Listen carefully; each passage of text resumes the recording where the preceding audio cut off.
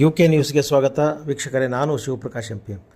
ವಿಜಯನಗರ ಜಿಲ್ಲೆ ಹೂವಿನಡಗಲಿ ತಾಲೂಕಿನ ಸೋಗಿ ಗ್ರಾಮದ ಪಟೇದ ಸಿದ್ದಮಲ್ಲಪ್ಪ ಸರ್ಕಾರಿ ಪ್ರೌಢಶಾಲೆಯ ದೈಹಿಕ ಶಿಕ್ಷಕ ಮಲ್ಲಿಕಾರ್ಜುನ್ ಮಸಲ್ವಾಡ್ ಇವರು ಯೋಗಾಸನ ಸ್ಪರ್ಧೆ ವಿಭಾಗದಲ್ಲಿ ಭಾಗವಹಿಸಿ 3 ವಿಭಾಗಗಳಲ್ಲಿ ಪ್ರಥಮ ಸ್ಥಾನ ಪಡೆದು ರಾಜ್ಯ ಮಟ್ಟಕ್ಕೆ ಆಯ್ಕೆಯಾಗಿದ್ದಾರೆ.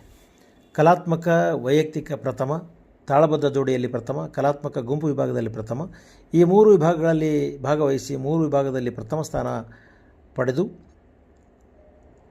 ರಾಜ್ಯ ಮಟ್ಟದ ಸರ್ಕಾರಿ ನೌಕರರ ಕ್ರೀಡಾಕೂಟಕ್ಕೆ ಆಯ್ಕೆಯಾಗಿದ್ದಾರೆ. ಕಳೆದ ವರ್ಷ ಶಿವಮೊಗ್ಗದಲ್ಲಿ ನಡೆದ ರಾಜ್ಯ ಮಟ್ಟದ ಸ್ಪರ್ಧೆಯಲ್ಲಿಯೂ ಕೂಡ ಇವರು ಉತ್ತಮ ಸಾಧನೆಯನ್ನು ಮಾಡಿದ ಕೀರ್ತಿ ಇವರದ್ದಾಗಿದೆ.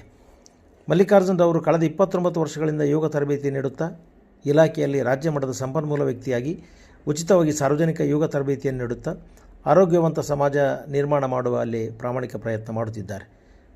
ಕ್ಷೇತ್ರ ಶಿಕ್ಷಣಾಧಿಕಾರಿಗಳಾದ ಮಹೇಶ್ ಪೂಜಾರ್, ದೈಹಿಕ ಶಿಕ್ಷಣ ಪರಿವೀಕ್ಷಕರಾದ ರಫೀಕ್ ಅಹಮದ್ ಖವಾಸ್, ಕ್ಷೇತ್ರ ಸಮನ್ವಯ ಅಧಿಕಾರಿ ಕೆ ಕೋಟ್ಯಪ್ಪ, ದೈಹಿಕ ಶಿಕ್ಷಣ ಸಂಘದ ಎಲ್ಲ ಪದಾಧಿಕಾರಿಗಳು, ಶಿಕ್ಷಕ ಸಂಘದ ಪದಾಧಿಕಾರಿಗಳು ಇವರನ್ನು ಅಭಿನಂದಿಸಿದ್ದಾರೆ.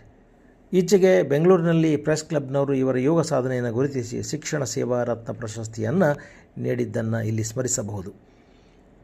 ಯೋಗ, ದೈಹಿಕ ಶಿಕ್ಷಣ, ಸಾಮಾಜಿಕ ಮತ್ತು ಧಾರ್ಮಿಕ ಕಾರ್ಯಗಳಲ್ಲಿ ತಮ್ಮನ್ನು ತಾವು ತೊಡಗಿಸಿಕೊಂಡು ಉತ್ತಮ ಶಿಕ್ಷಕರಾಗಿ ಸಮಾಜದಲ್ಲಿ ಗುರುತಿಸಿಕೊಂಡಿರುವುದು ಹೆಮ್ಮೆಯ ವಿಷಯವಾಗಿದೆ.